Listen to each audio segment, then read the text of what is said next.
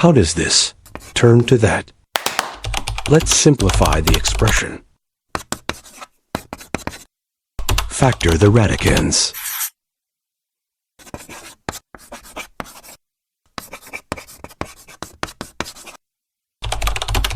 Simplify the radicals.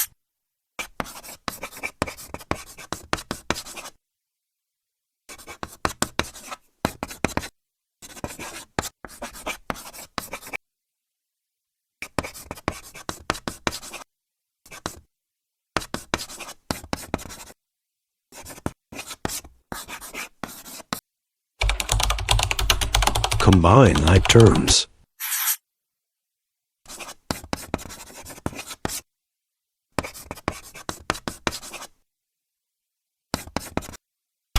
Conclusion.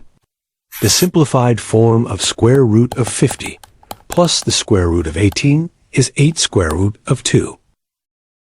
Thank you for watching. Like, share and subscribe.